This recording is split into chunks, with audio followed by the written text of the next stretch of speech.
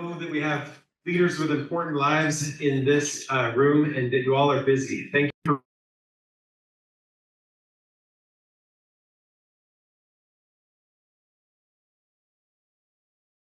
November 2026. Thanks for being here and part of the process. The capital construction bond mechanism is Oregon's way of meaningfully and sustainably investing in public schools. We don't get money to build stuff and fix roofs in our general fund allocation from the state. We go and ask the taxpayers in our communities to help us maintain the facilities that we have, create safe schools, heating and ventilation, awesome CTE programs, and turf fields, just to name some things. So thank you for being part of this process. You build confidence in our process by being here and contributing to our bond program. And then once we get out and talk to voters, you'll be creating the rationale for why it is that we're asking us to pay taxes for our schools. So thanks for contributing. We are living in uncertain times, and there are economic and political and social factors that are going on right now. And a lot of folks are hitting me up for answers on those. We are also going to persist in going out for a bond that meets our needs. There have been literally billions of dollars invested in schools and facilities in our community over the last 100 years. We are the stewards of those resources. So even if we don't build a new school right now with declining enrollment, we're going to continue to be good stewards of our resources, have incredible programs for our kids, and keep our kids and teachers safe in our schools. Just want to say that, and to the extent possible in this meeting, we're going to stay true to the task of developing the bond program. But I'm and my team are happy to answer questions on the side or in this meeting. If there are things like economics and politics that need to inform our process, let's get those on the table so that we all have the answers as community leaders. If this bond passes, it is going to help us improve our physical spaces, our technology, our safety and security measures, and also the infrastructure that undergirds our school district. I want to give shout outs to some of the leaders here who stepped up. Steve Calloway is here as co-chair with Erica Lopez. I haven't seen Erica today. They have stepped up. Today we're going to have the process facilitated by our consultants. Steve and Erica don't yet have a gavel and the formality of Robert's rules to govern this process. Steve has requested a cape. We're working on that. And but behind the scenes with our steering committee, Steve and Erica will be informing how we run this process. And also as we get out in front of the community, they're going to be our lead advocates for whatever we come up with this bond program. So Mr. Calloway, thank you for your presence. I also want to thank Beth for being team captain on getting us together with the planning and carrying out these meetings. Dave, Derek, Saida, and Scott, you'll meet, who are our internal to the district team leaders for building this bond. And Evan from Teeter and Crocker will be helping us. He built this slide deck and will be helping facilitate our activities today. Brooke and Scott and Anthony from Townsend, Turner, Townsend, and Heary are the consultants who are helping us put this together and leading our campaign. So thank you for your leadership and your experience that you bring to the table in this process. I am personally looking forward to working with this group and figuring out how to make the best decisions on behalf of our community. So thank you for using your voice, and thanks in advance for contributing your perspective and opinions with whatever hat you wear. With that, click forward 2 slides past things I already talked about, and I'll hand it to Beth Grazer to tell us a little more detail about the purpose of this committee and the outcomes that we expect.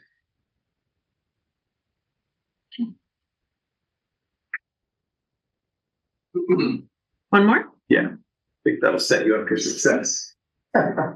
Thanks, Beth. Hello, everyone. Thank you so much for being here. I do want to acknowledge that we have a Spanish speaker in our committee, and we're doing simultaneous translation. So I will try to be mindful of the pace at which I'm speaking and share that with Evan as well. But just wanted to provide a little additional context, having been involved in our 2017 bond. And as we were communicating with our constituents in the Hillsboro School District boundaries, we told them at the time that you will not be hearing from us again for another 9 years. We told them we'd be coming back to them in 2026, and we are keeping that promise. This is our opportunity to take advantage of the repayment of some previous outstanding bonds. And so as we did in 2017, we will have the opportunity to take advantage of what would otherwise be a drop in property tax rates of approximately 70 cents per thousand of assessed value. So what we will most likely be looking to do is to fill in that gap and utilize that 70 cents of taxing capacity to build our bond package. We'll be hearing more about that as these meetings roll on, but we anticipate being able to raise somewhere between $250 and $350 million. It won't be as large as our 2017 bond, but of course our needs are different now. And again, those are things we're going to discuss over these next 6 meetings. So, what we're going to try to do is identify the entire, what I like to call top of the funnel. So what are all the hopes, dreams, needs, and desires of the district when it comes to infrastructure, safety and security, programmatic things that we need to put in place with capital dollars? What are all of those things, which are probably way outside of a $350 million price tag? And then how do we start to narrow that funnel down through, a carefully thought out process where we identify community priorities, district priorities, and really deliver to the taxpayers a package that they can feel good about and inspired to pass. So that is going to be the work over these next 6 meetings.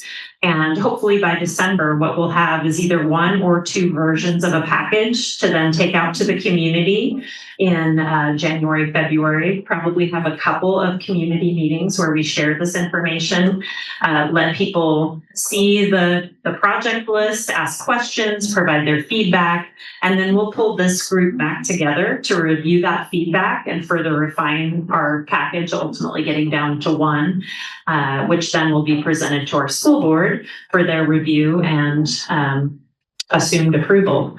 And then we'll move forward with the campaign process to the November election. So just wanted to provide that context to you before we get started. We're going to, get into some minutia here in some areas, but just wanted to make sure everybody had kind of the broad view of how this is going to roll over the course of the next 9-10 months. And with that, I will hand it over to Evan. Thanks. Thanks, Beth. Good evening, everybody. My name is Evan Marola. I am with Teeter Crocker, which is an education consulting group. And I will be your facilitator and kind of guiding you through this process with the steering committee over the next series of 6 meetings. And so a little bit about my background. I was a teacher for a number of years, instructional coach, school leader, became a program manager and leader within district central offices. I've worked in the charter sector as well as in public schools. So I've been kind of around the block on different layers throughout the system.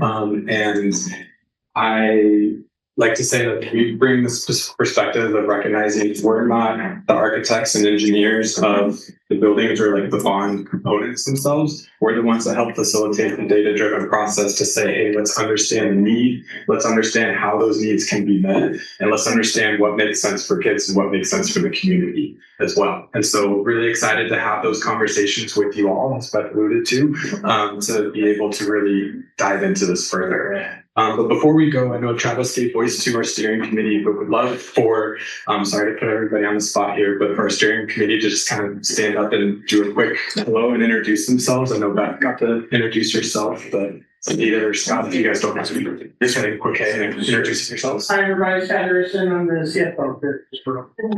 Hi, everyone. Excited to have you Coach Fu on the operations officer for the district. Dave Peterson, I'm the facilities director for the district. Derek Brown, I'm the information and technology officer for the district. And you already heard from me. I'm the communications officer. Awesome. Brooke, I'm Brooke Schumacher with Frederick Johnson. Great. Thank you all. So with that said, as was shared, our purpose is threefold throughout this bond development committee. First, we're going to really develop an understanding of the capital needs of the district that's informed by the district's long-range facility plan, as well as the ongoing strategic plan as well. We're going to bring together, as we have tonight, and we have online with us, a group of community representative individuals to really establish consensus on what that plan can include and should include and prioritize. And then, as was shared, we're going to bring that toward the board in the form of a strategic capital investments plan as a recommendation for bond pursual in November 2026. And so here you'll see that really this outcome is really coming to recommendations that's anchored in key data that's informed by community input with an understanding of concrete physical needs as well as educational program needs too. And that this recommendation will be presented to the school board for hopeful approval to be able to move forward. Okay, so with that said, I want to give a little bit of an overview of what tonight's meeting is going to feel like and sound like compared to the subsequent meetings we'll be having down the line. This is the most you will ever hear me talk, hopefully, in the meetings, will be tonight, because tonight's really just about understanding the process, getting a shared understanding and foundation of where we are, as Beth said, to kind of get to that top of the funnel to say, okay, this is what we're starting to look at and starting to narrow down on. So tonight's going to be kind of front heavy with me talking through some key components with y'all to help build that shared understanding. And then you all get to really dive into some group discussions to unpack those areas of understanding even further. And then future meetings are going to be very much group discussion driven and special topics driven. So we're going to hear from different experts on different areas within the district to help understand some needs, get some key data, have those further discussions as well to have that understanding. So first, I would love for you to get a chance to just discuss in your groups and get a chance to introduce yourselves. So you'll notice on the tables, you have a couple copies of the district map. You guys also know the district very well, but feel free to use the map as a reference. But what I would love for you guys to just do a whip around within your groups and share your name, your role or connection to the district, and then share what area of the district in the map do you feel most connected to and why. And so we'll take about roughly 7-10 minutes to go ahead and do this, and then we'll put back together a group.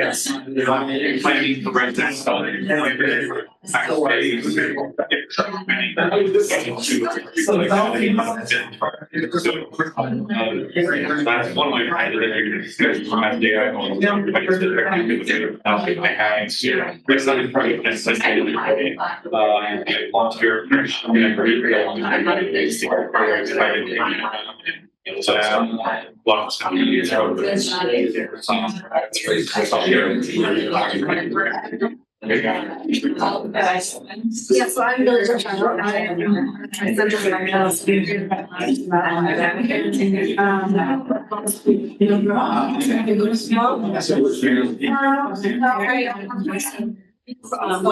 really and then I still very interesting.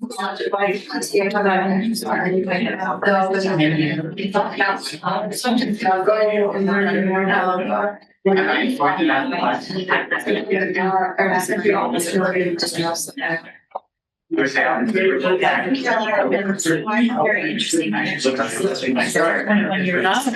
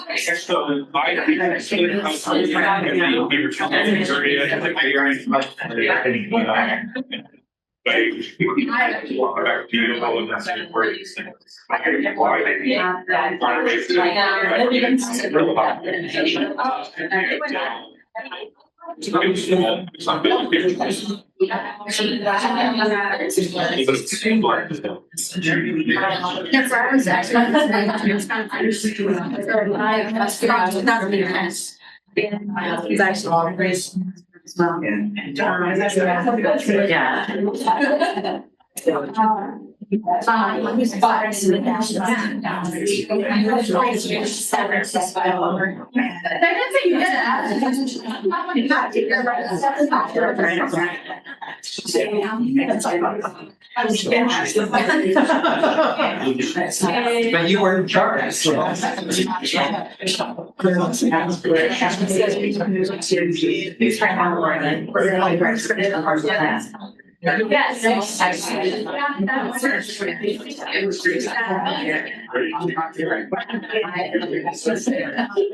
Not my city.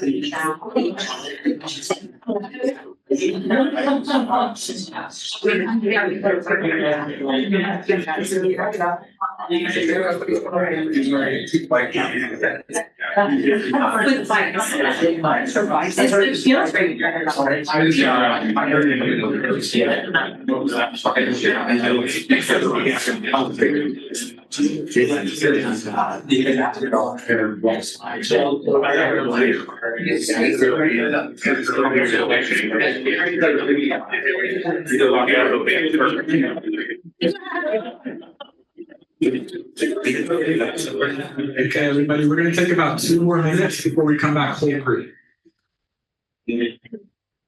Okay,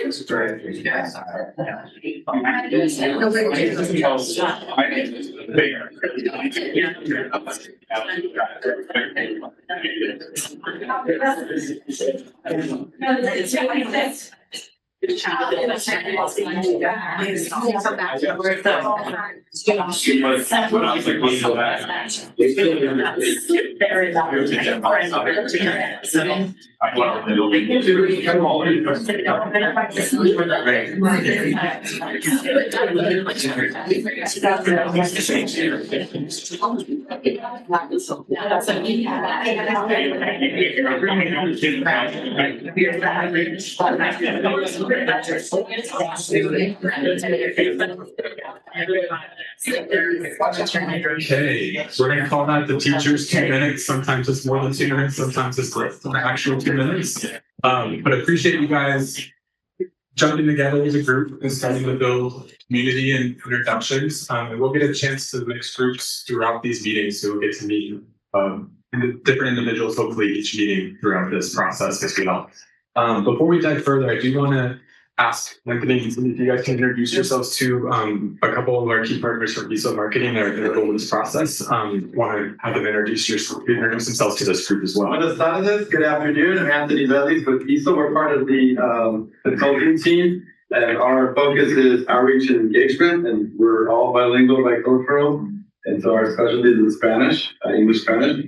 But I'm really glad to be here. A little bit about me, from originally from Woodburn. Served on the school board there, city councilor. I was on the state board of education for 8 years. So I bring that a little bit of perspective. My dad's a retired teacher, and we have a family of like 43 superintendents, principals, teachers, administrators, coaches, you name it, all across Oregon.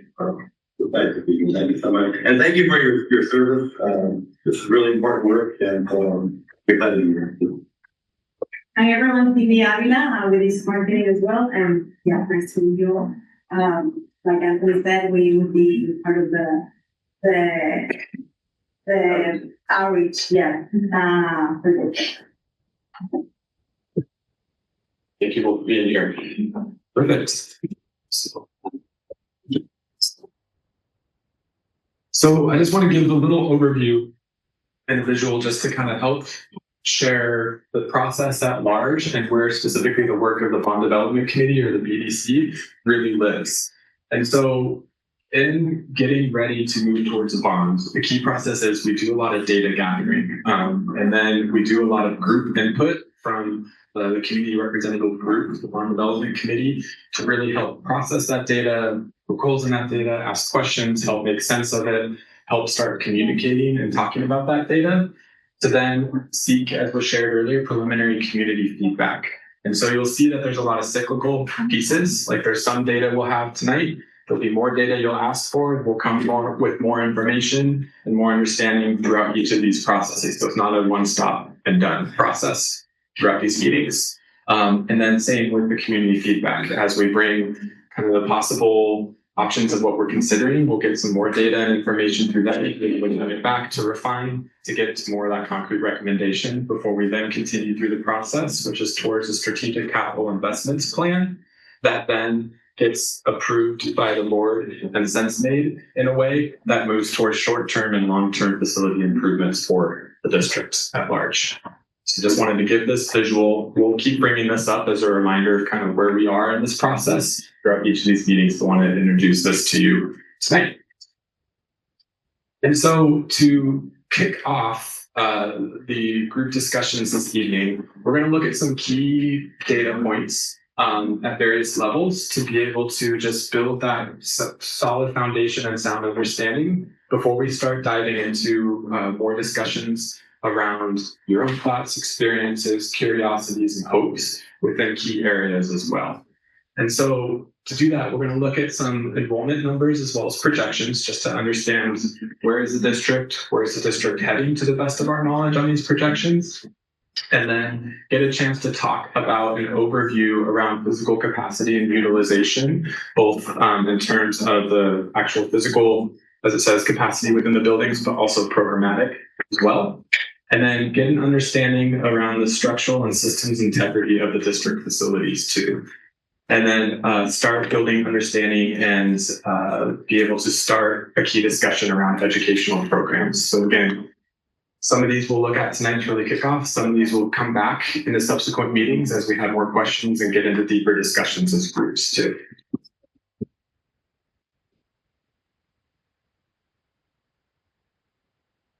Perfect. And so before we do that, I wanted to share just a couple key assumptions that we have when we talk about group planning and group work toward developing recommendations for a bond. One is that the long-term goal for the district is that all programs need to be in spaces that are purposeful, adequate, safe, secure, and support both current as well as emerging educational programs within the district. And then the second is that when we talk about strategic capital planning, it involves an eye on quality and not just quantity. So as was shared earlier, the previous bond work, there was that yielded some new buildings, some updated structures, and those are components that we often think of with bond work. But bonds also really help think about optimizing the resources that we have within the district and really enhancing and improving those to meet program needs and meet the students and communities that we serve as well. And so just wanted to highlight that these are key assumptions that I want us to just kind of be anchoring our discussions and understanding in. And some of these notions around quality was shared earlier, like these are addressing key systems that support the health and longevity of our buildings, really enhance safety and security, technology infrastructure that supports our learning and staff development and community engagement, as well as spaces available for students that are aligned to career and college pathways, as well as extracurricular programs aligned with strategic plans, and then the health and wellness of students, staff, and community as well. All important aspects that take place within our school buildings. And so one of the things we like to do during this process is say that schools and their purpose and how they look and how they've been laid out have evolved over time. And so here you'll see a very traditional school building where you have the gym, classrooms, an admin office, the restroom, and it's pretty cut and dry. Learning happens there. There's some physical learning as well. And then that's just the format of the school building in the pre-1950 structure there. And towards 1975, we saw those evolve as we started seeing spaces that were more towards different programs that students might need for extra supports, as well as music programs, libraries, and then we saw different facilities just evolve to needs as we saw schools start serving food and start bringing more resources to students that way. And so we saw the building evolve toward those programs and that evolution as well. And then as we move towards the more modern school, we see those spaces that continue to grow in terms of multi-purpose and use spaces. And we also see the classrooms go into a different layout as we get an understanding of what's beneficial for programs, for staff to be able to collaborate, for community to gather and come together. You start seeing larger spaces for community input. You start seeing the layout in a way that should facilitate key aspects of staff engagement and planning to really help serve and support students as well. So as you'll see here, the needs have evolved over time. The physical layout and looks of our building are reflective of that. And though there are not always a need for brand new spaces within school districts, there are many moving pieces within the school buildings themselves that need constant upkeep, improvement, and adjustments to really help meet the evolving needs of the community and of the district as well. And so to help dive into some more specific data here for Hillsboro, we're going to look at some enrollment projections here. And so you'll see here that we're going to look at 5 different types of enrollment projections.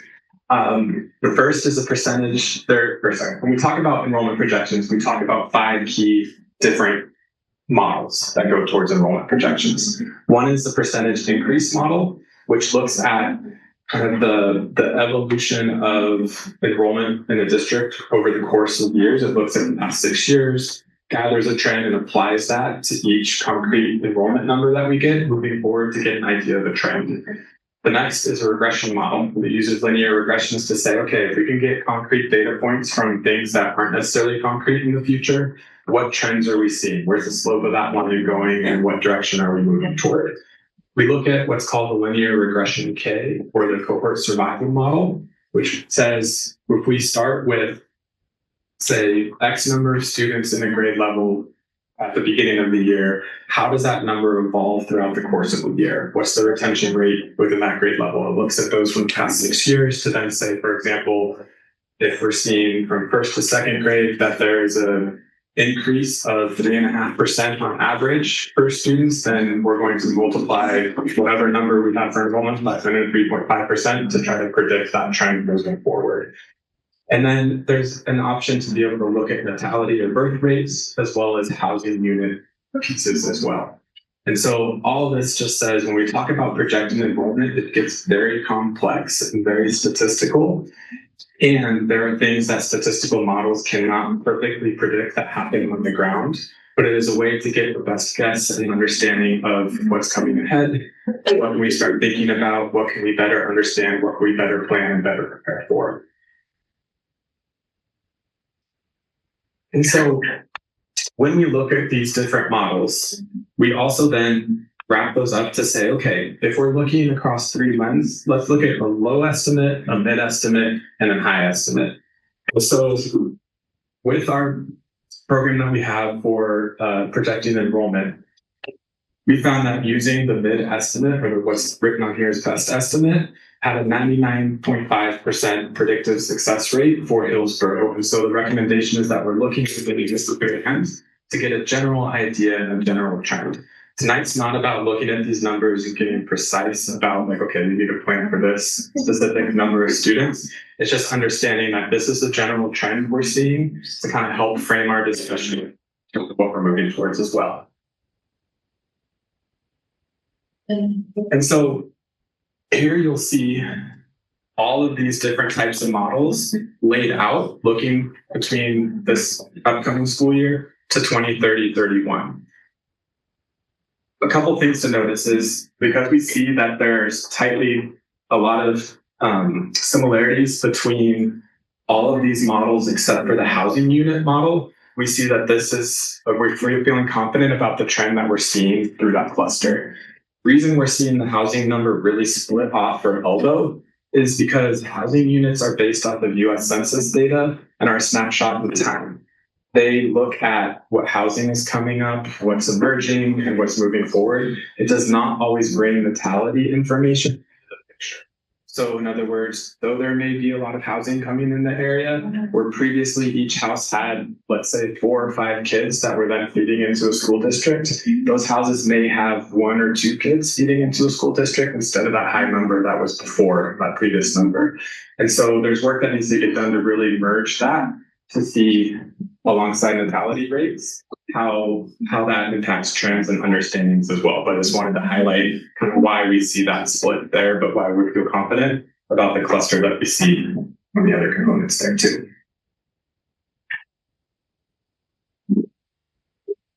Great. And so here you'll see just what we were talking about with the low, the middle, and the high. In general, you'll see that there is an expected decline in enrollment between now and 2030-31 in terms of the trends here. And then the next slides just illustrate kind of what that looks like at elementary here. You can see a similar trend. And then middle school. And then the last one here will be high school. So in high school, you'll see a little more steady movement with a slight drop near the end. And part of that is just because as we see the elementary bubble kind of come up through the years, the high school kind of lags behind in terms of those trends as well, just given the number of years that each of those bands before here. So here's just some synopsis notes just to kind of help share. that we see evidence to suggest that elementary and middle school will both continue to decline through the 2030-31 school year. High school enrollment will be relatively flat compared to the two, but there'll be a slight decline near the tail end of that window. And that overall across the district in aggregate, that means that enrollment will continue to decline between now and the end of the school year. And I just want to reiterate again that projections are projections. By definition, they're imperfect.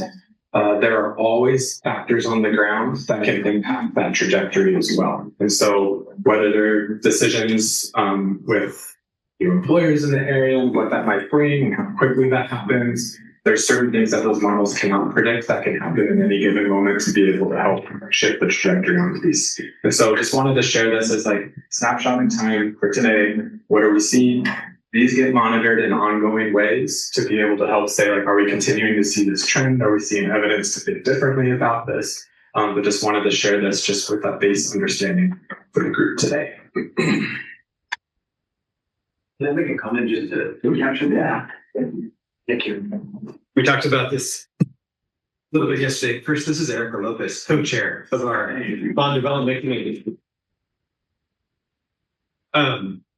This kind of data can take the wind out of my sails sometimes. And I think we're declining in enrollment. What does that mean for public school? And what I want to say is that we're going to continue to have excellent schools here in Hillsboro for the next 50 years. So we got to make good decisions now. And we're going to continue to have the best security cameras and badging systems and safety. That stuff costs more. It's more high tech now, and we'll do it. We're going to continue to have state-of-the-art turf fields, hopefully in partnership with the city, and develop play spaces for folks in the community to live and have fun. And then we'll continue to invest in career and technical education programming. So even if we have 6% fewer kids in Oregon in schools since COVID, which is true, 6% since 2019 drop in statewide enrollment. And even if school districts across the United States are planning for a 0.5% reduction in students every year for the next decade, we're still going to double down on the quality of the experience that we have and how useful our assets are to the community beyond. So I still stay encouraged, even though as a leader, it's my responsibility to figure out how to go through this general contraction in the number of students who are enrolled in schools. So for what it's worth, I hope you stay confident that this is important work. Thank you. Thank you, Travis. Yeah, so as I shared, like just really focusing on optimizing quality, just bringing that lens to this process is going to be huge and something that you guys are all very equipped to really bring expertise and experience to be able to formulate that discussion.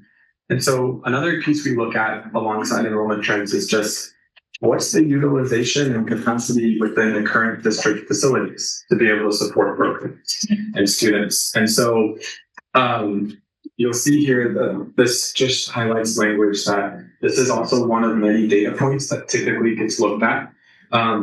Where it gets complex is we can talk about physical capacity. So for example, if we say this room has a capacity of 85 people and there's 65, and we can find out the difference between that and say, oh, the utilization rate is X. But we know in schools that rooms have different purpose and different program needs, and there's rooms that are always available and expected to be used by students, rooms that aren't in that sense, just based off of the program and the needs at the time. And so when we talk about programmatic capacity, for example, what spaces are being used for what purposes and actually available to students, those numbers get a lot more complex. And so with that understanding, just wanted to share some high level analysis about the district facilities to be able to talk about capacity and utilization currently within those pro school districts. And so you'll see here that overall, considering physical capacity, education programs, and enrollment, that there's a key evidence to say, hey, let's really focus on optimizing the resources we have and really focusing on quality within the facilities there. And then in terms of the ongoing needs that the district has as the strategic plan comes to fruition, and as the next round of strategic planning comes towards 2027 as well, when that continues onward, there's going to be shifts in terms of what those concrete measures of capacity and utilization look like. And that this brings forward a real key call to say, hey, let's talk about the quality of what's going on in our buildings. We're not necessarily talking about quantity at this time. And then a similar vein and understanding comes when we talk about the structural and systems integrity within the district. And so you'll see here that this refers to the durability of schools, the physical condition of schools, the physical condition of the infrastructure within those schools. This is also one of many data points that we look at, and that there's different pieces of evidence that come to how we talk about systems and structural integrity. One is the Department of Education within Oregon provides a report. That report is a snapshot in time. And another data point is that the district facilities and maintenance department does constant work, both reactively and preventative, to really keep a pulse on and understand how are our systems doing, how are our structures doing, what needs are there to be met, and what needs to be on our radar, both in terms of things that may come up as emerging needs or things that just may be coming towards the end of their lifespan that need to be updated for these reasons to really continue and ensure the longevity of the resources we have towards that path of optimizing what's available too. And so, Saeed or Dave, do you want to go on? Yeah. You want me to go there? Yeah, because otherwise people online won't be able to hear you. Sorry. Sorry, Claudia. That's fine. Thank you. Yeah, I'm gonna kick us off and talk a little bit about the Oregon Department of Education assessment. So they did assessments and they continue to do assessments of all education facilities in Oregon. We requested that they actually do our facilities first in the docket because we were anticipating today and we wanted to make sure those assessments were completed by this time. And so they performed a comprehensive assessment of our entire school district, all structures. And when I say structures, schools as well as support buildings or auxiliary buildings, as we call it. And they looked at the interior and exterior of buildings. So interior deficiencies and interior life cycles. So for example, when we look at the envelope of a building, we're looking at heating and cooling systems like HVAC systems. We're looking at our windows. We're looking at our doors. We're looking at our roofs. When we look at the exterior buildings, they also looked at the site. So they looked at our fields, our bleachers, our tracks. They looked at our walkways. So they took a really comprehensive look at the deficiencies and life cycles of those structures and systems. On top of that, an additional layer is they also conducted an ADA assessment. So those same structures, they looked at it through an ADA lens, so accessibility.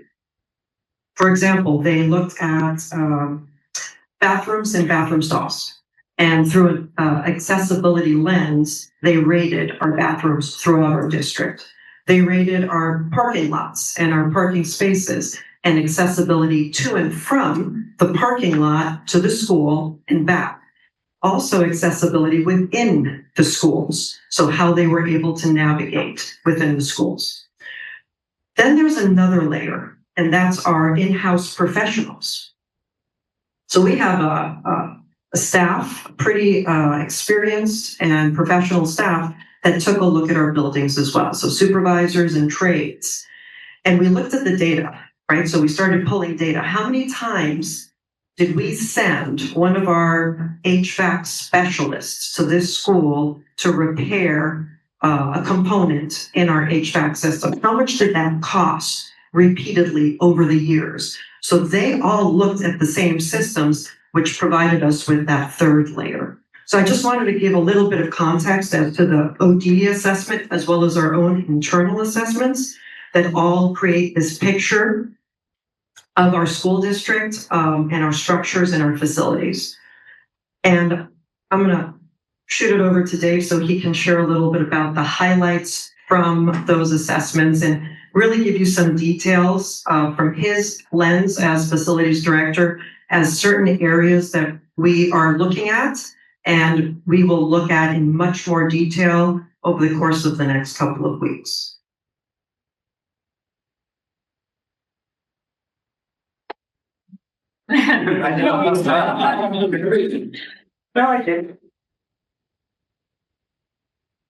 So once again, I'm Dave Peterson, Facilities Director, and Saida filled you in on a lot of items that we're looking at.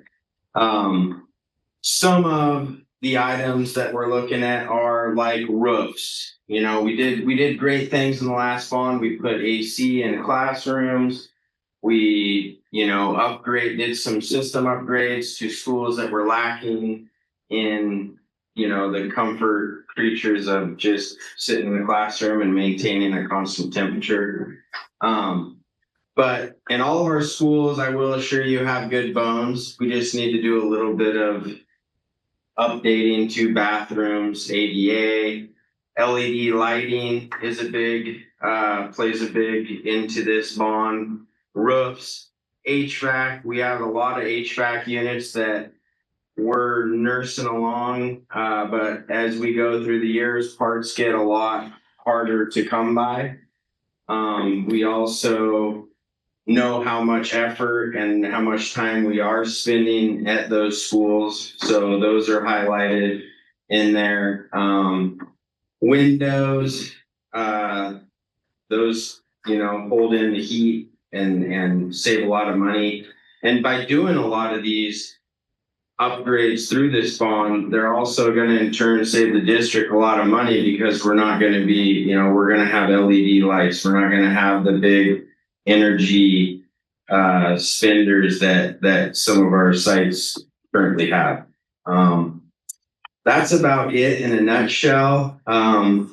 Like Saida did say, we took ODE and in-house data from how many times we're getting called out on work orders.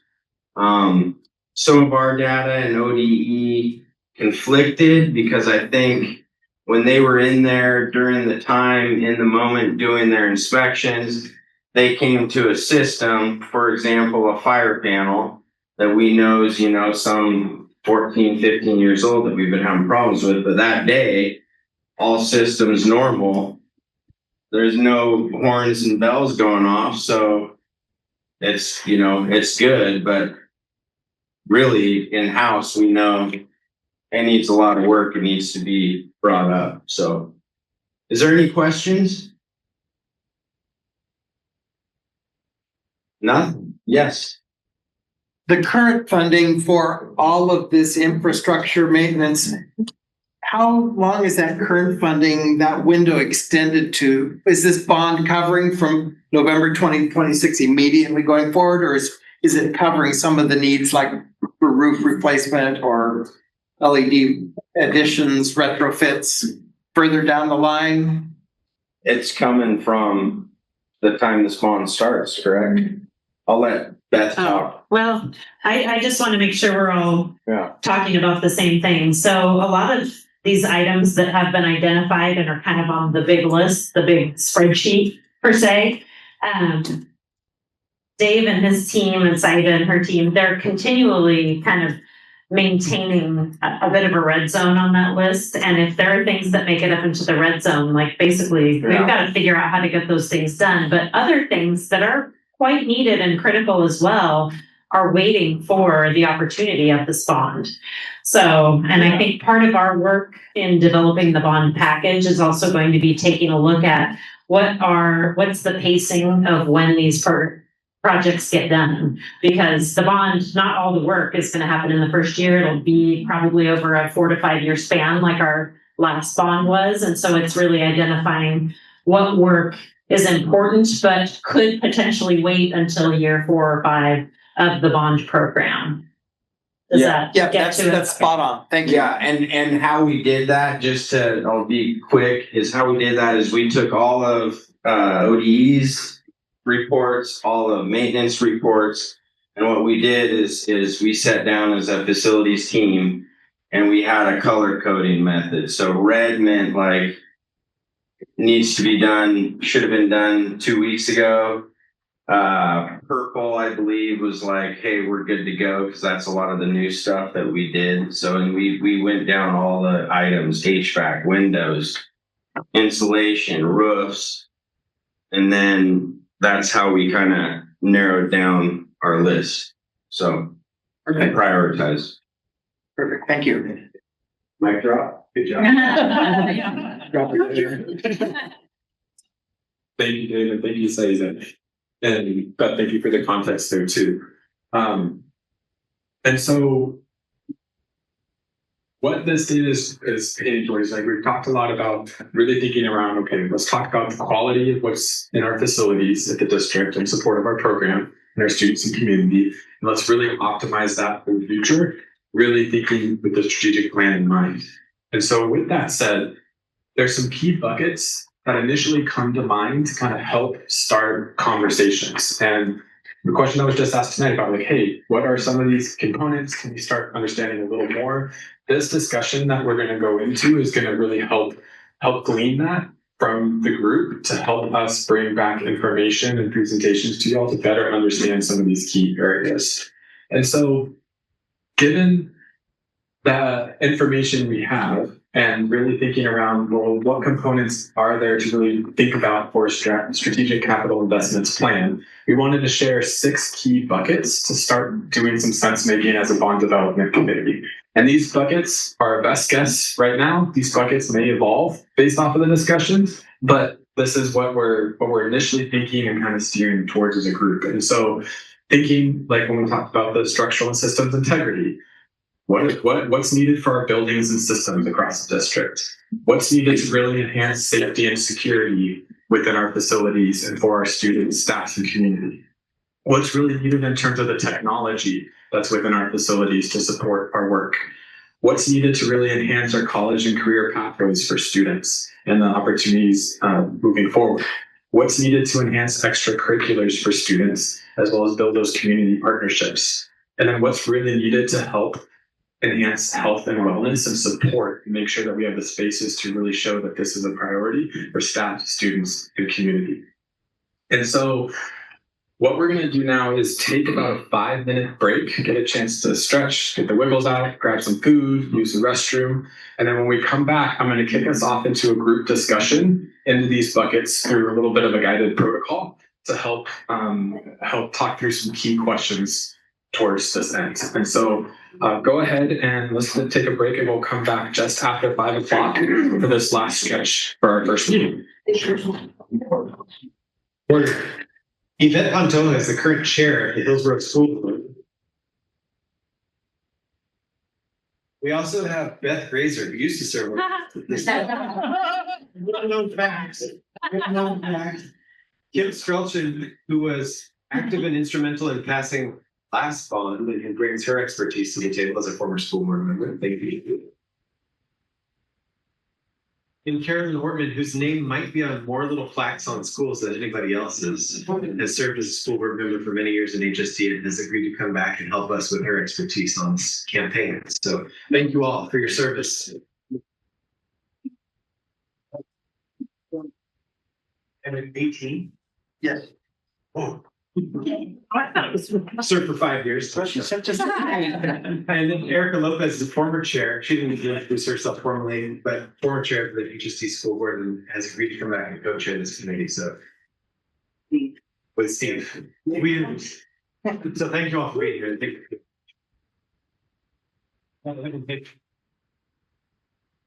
you, Travis. Yes, thank you again for everyone being here. The perspectives and experiences you bring are absolutely invaluable to the process. And what we're going to jump into now is really going to help kick that off even more concretely as groups.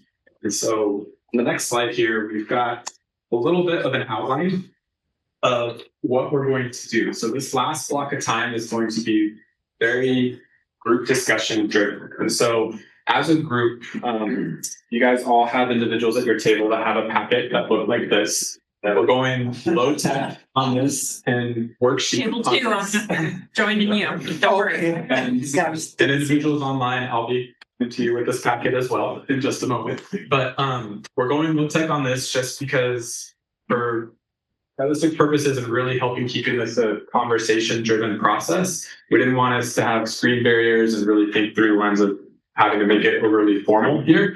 So what we're doing is we're talking through 5 key questions within each of these buckets. That's a lot to cover. with that said, we know that there's some buckets here that have a lot of experiences and ideas to share that might take more time. And there's some buckets that we want to continue to really build that understanding over time. And so we may revisit these in this format to some extent in future meetings. But tonight's trying to glean a shared understanding for these 5 questions of, hey, when you think of these topics on these bubbles, what are things that come to your mind when you think about this in terms of what a bond might do to support this area? What are you curious about within this area of focus? So you might have questions saying, I'm really trying to understand, like, what is it that we're trying to do with X, Y, or Z? Or how does this actually look in action? Like, we're going to capture those questions.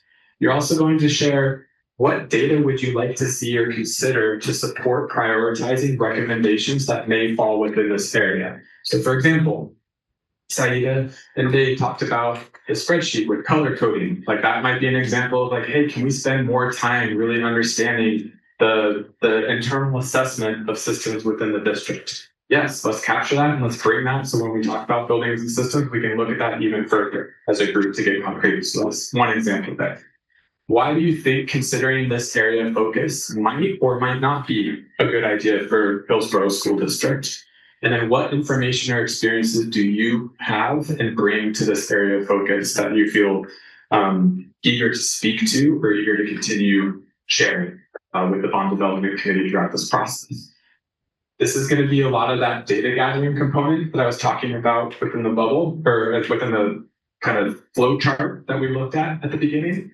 What we'll do as a steering committee is take this to then be able to set up future meetings to really dive into each of these areas. Right now, just one thing I want to call out is these are 6 circles that are equally sized and in the form of a circle. When we talk about bonds, given priorities, given recommendations, there may be different needs, whether that's in terms of dollars, energy, different components. And so when and if we're touching all of these areas at the end of this process, we may see some circles that are larger than others, and we'll have a shared understanding as why, because certain pieces might cost more to be able to put things in action or whatnot. And that might take a larger chunk of the bond compared to another area in terms of the priorities that are there. So just want to call that out, that this diagram is going to evolve through each of these meetings and throughout this process as we come to fruition, especially when we share with the community and get feedback from the community as well.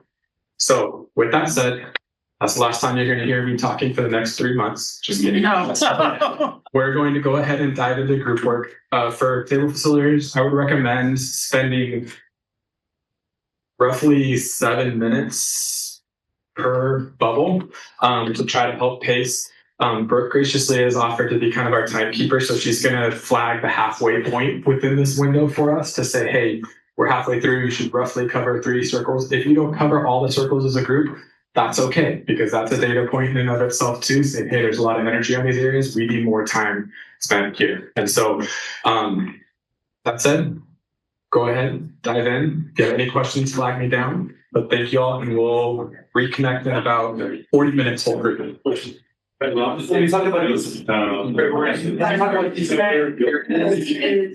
for time frame. Now,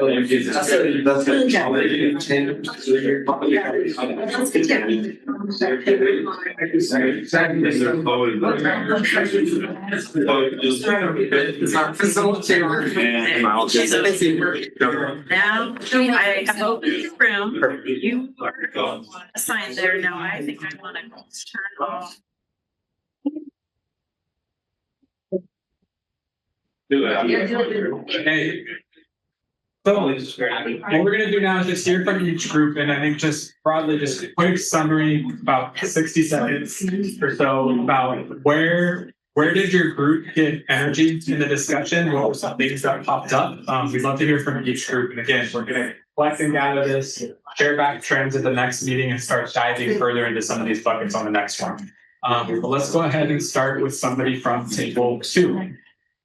You're up. You need to come up and use the microphone. I need to figure out what I can say in 60 seconds. Stop. Thank you, Dad. Speak into the owl. Okay, so our group spent quite a bit of time on buildings and systems, talking about retrofitting a lot of existing buildings, especially with a safety mindset, and trying to be really attractive to multiple swaths of the community to try to get voter support. We talked about technology, thinking about a lot of the computer hardware purchases made for staff and students, and is replacing this bond to consider replenishing that? What is the plan to continue to replenish that moving forward? And then tying into other building systems like adequate internet and Wi-Fi connectivity, both at the schools and then trying to continue to expand those to other facilities. We talked about, this is tough, not summarizing in advance. Doing great. For a time.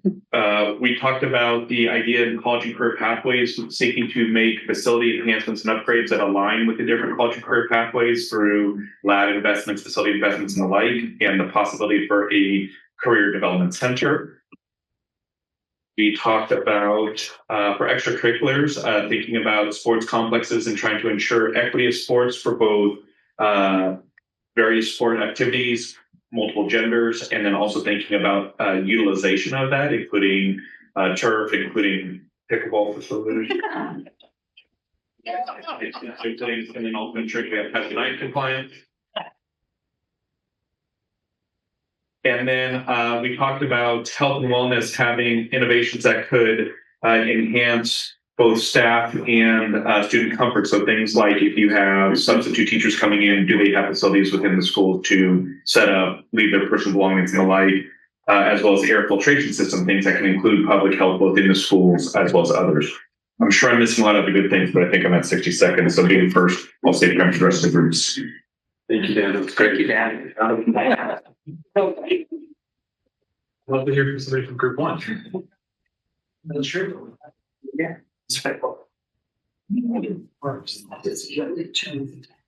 All right. In group one, we talked about for security about we talked about a lot of different things, but one of them was expansion of our facilities that we have currently, and how we're preparing for our extreme weather events.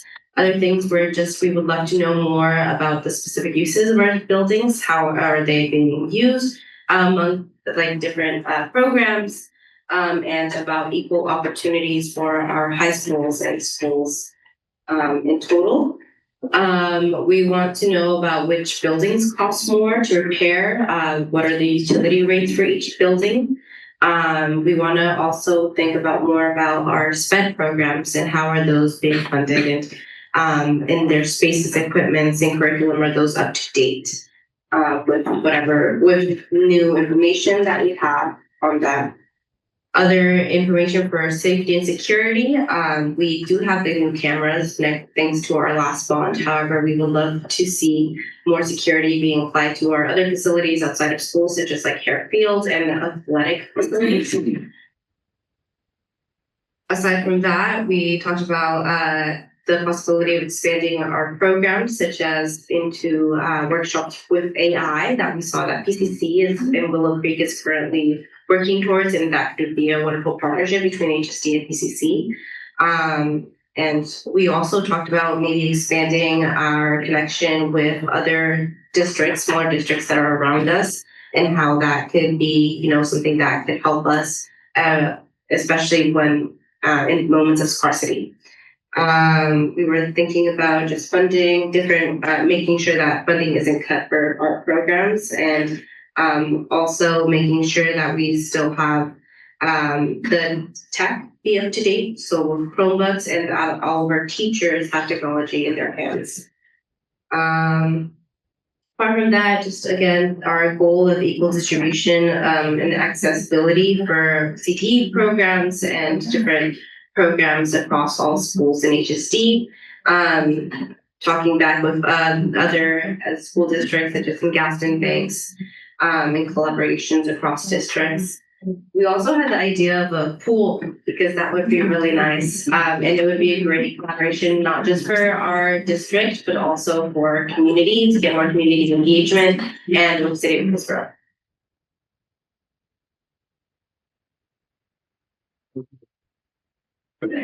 How about from table 3?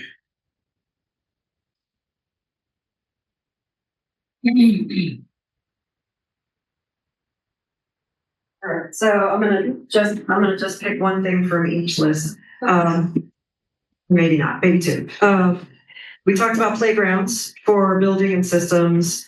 I mean, the obvious roofs and boilers, and we know that has to be done, but playgrounds, playing fields, turf, moving from bark dust to hard surfaces in our playgrounds for accessibility and adaptive playgrounds for our students was talked about in length. Security and safety, cameras, more cameras, and looking at fencing and gates. Not all our schools have fencing around their property, and there's a balance between too much or too little, but there may be a need for more. Technology, Chromebooks, batteries, headsets, tech-enhanced classrooms, translation systems. Look at bond maintenance, so not just the bond, but beyond the bond, so those can be replenished again. We also talked about sound systems and sound dampening material through schools, and also talked a little bit about AI in the future.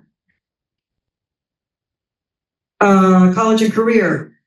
Apparently there is a big exodus of land surveyors, all retiring pretty soon. And so what about opening a land surveyor CTE program and having a pathway to immediate career from when you graduate? We also have to make sure we're replenishing our CTE labs and making them up to date. And then extracurricular. So Robbie was at our table. He too talked about a swimming pool partnership with the district. And an increase of soccer fields, also partnership on soccer fields, and apparently we need more basketball. So there you go. Wait. Health and wellness, calming centers for everyone, students and staff. Kitchen upgrades also. All right, that's all I got.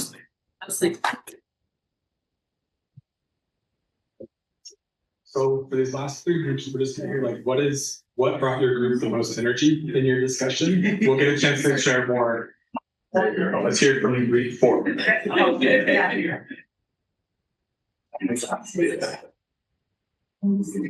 Okay, what brought our group the most energy? A couple things I did hear so far that I'll include, not specifics, but there were questions which I think are useful. Can we at some point learn what was maybe in the last bond that didn't quite make the cut, but is still relevant, or maybe even more relevant? We didn't make the cut. There's a lot of questions or thoughts too about are there sort of target design blueprints for what really should be in a high school, elementary school, middle school? Can we also use some of that? Just to do some like gap and delta analysis. Okay, energy. I heard lots of things about spaces, I'll say, not being ADA compliant, whether it's, playgrounds or indoor spaces. Those are things that came up quite a bit. I heard a lot of passion too around the CTE and CCP programs around equipment. A lot of that equipment has been sort of structured to rely on the bond to get it replaced. So the refresh cycle now is dependent on bond, which isn't totally great if you're talking about 10 years in between bonds. So that's definitely a high need.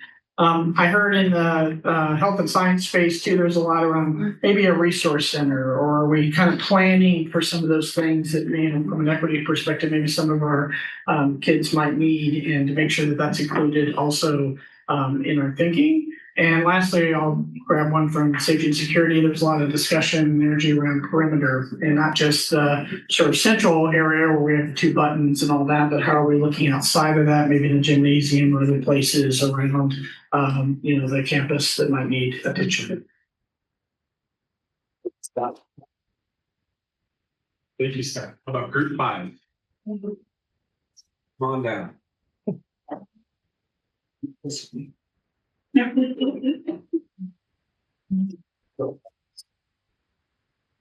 Good evening, everyone. Instead of going through all of the circles, I'm going to say we spent a lot of time talking about extracurriculars through all the circles. So when we talk about building and systems, do we have access and equity for the idea of extracurriculars? Folks need access to our buildings after school hours to participate in extracurriculars. How do we make sure they have a safe way of doing so that's not taking a lot of manpower and time? We also talk about our extracurriculars in the sense of like, do people have access? Can you actually safely get a wheelchair to the bleachers for folks to be able to look at and see and participate in sporting events? Do we have safe storage spaces for our guitars and things like that? And so throughout, we talk about how extracurriculars sort of impact all of this.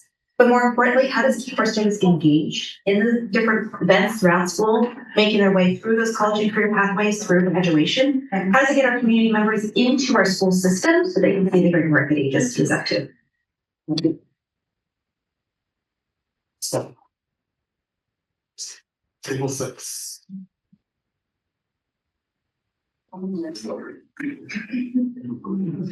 Sorry, I was reviewing my notes. No, you're good. Got a lot said. This counts as part of the Basically, ours are a lot like everybody else's, and I know we're running short on time, but we went over building systems, safety, security, all the items, and basically what we came down to is what's gonna put us in the most competitive spot out of all the districts, meaning with extracurricular activities, meaning like the land surveyor thing, meaning like maybe dual credits for electrical or HVAC, some of the trades, and then also seeing the spreadsheets and numbers that we put together, and then also the money savings that's going to come from doing all the projects like lighting and all the items we discussed.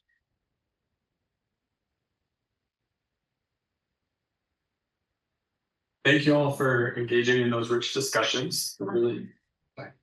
Oh, yeah. So I'll speak for the online group on here. We had a lot of similar components that came to mind. One of the big trends that was coming through was really latching on to optimizing quality at the schools and really just thinking about even the visible quality and how that impacts the psychological experience for students and staff in our schools. And just really keeping a lens towards that through the various programs. But similar trends were across updating CTD labs, more to industry needs, but also just making sure equipment's up to date to continue these programs, thinking about access to the programs, and even how bond funds may increase that accessibility, whether it might be through adding transportation routes to different programs or different extracurricular events or different components. There were different trends that came in the group too.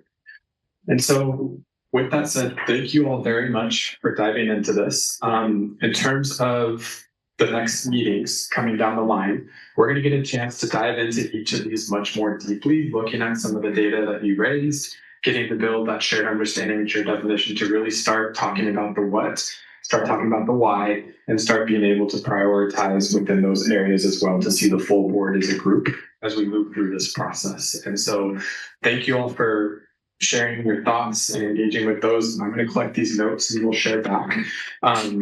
We'll also discuss as a team about possibly giving you a heads up about, hey, like this next meeting is going to be focused on these specific topics, just to kind of help get that scope a little more meat as well.